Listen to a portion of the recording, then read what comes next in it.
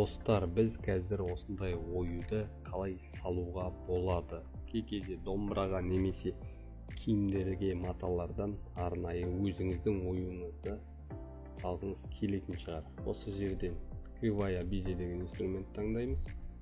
Кез келген ою бірнеше жақтан тұрады. Бұл жартысын саламыз да қайталаймыз, көшіре саламыз. Толық салмаймыз. Осылай басамызда тіл английскийде тұрған жақсы, біз қазір оны айтамыз. Әрқашан шет жағына қоямыз. Бұл ең оң жағы осы қазіргі жағдайда. Сосын английский сыны басып кішірейтеміз. Дәл осылай осы бұрышқа апарамыз. Тек қана бастық. Енді осы ең биік жері, осы жердегі ең биік нүктеге апарып примерно осылай қоямыз. Бұл ең оң жақтағы нүкте, ең астындағы нүкте, осы жақын жердегі ең астындағы нүкте. Английский сыны бір бастық, сонда бізде бүйтіп айналады. Егер S-ті басатын болсақ, осындай түзу сызық болады. Ең келесі нүктенің ең биік нүктесіне қойдық. Осылай қайталап жүргізіп шығамыз.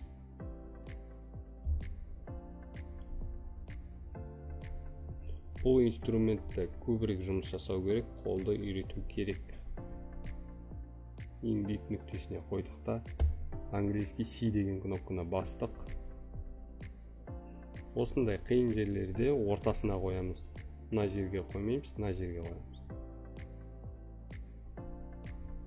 Мынандай жерге тек нүкте қойып бір бас жіберсек болды. Мынандай қисықтарды қазір оюды салып болған соң, соңында жөндей саламыз.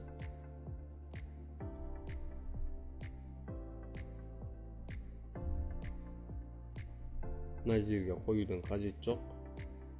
Қатты тақап кетеді.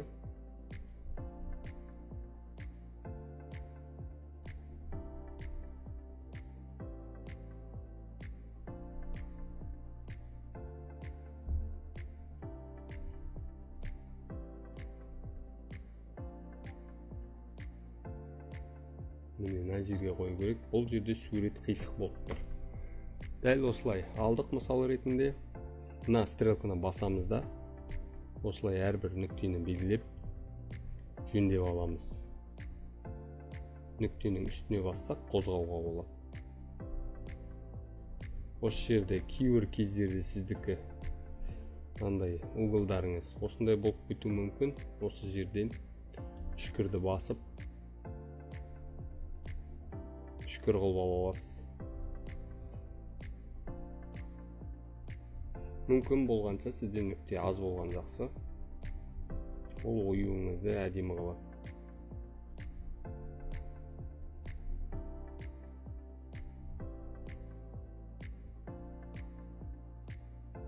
Мына жерде мынандай болған жақсы. Осылай алдық та бұның копиясын шығарамыз. Сосын зеркалить етеміз. Shift басып қосамыз. Міне бізде қосылды екеуі. Қазір ортасын саламыз. Мына кнопканы бассақ бір объект болды. Енді әлі онымен жұмыс біткен жоқ. Мынандай бірікпеген жерлер бар. Екеуін бірге белгілейміз де осы кнопканы басамыз. Егер де кейде ой болады, оюлар сіз дұрыс салмаған болуыңыз мүмкін, қателескен болуыңыз мүмкін, былай ашық тұру мүмкін. Сол кезде не істеуге болады? Мына жерден басып апарасыз да, екеуін бірге белгілейсіз, осы кнопканы басасыз. Сол кезде бірге қозғалады. Екеуі бір-біріне қосылған кезде белгілеп жауып тастаймыз. Енді ортасына салу керек.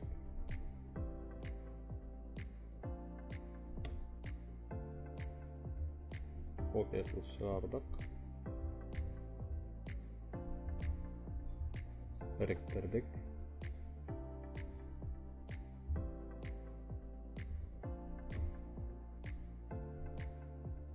Бітедік. Астына түсіріп копиясын шығардық та үлкейтеміз. сәл өзгерістер енгіземіз. Енді барлығын белгілейміз да, С деген кнопканы басамыз, сонда бізде ортасына, дәл ортасына түседі. Бұл ортасында тұрған.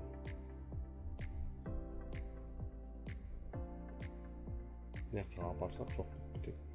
Delete бассақ кетіп тастаймыз. Енді барлығын белгілейміз да, бір инструмент қыламыз, осылай біздің оюымыз дайын. Келесі видеоларда күрделі оюлар салып көреміз.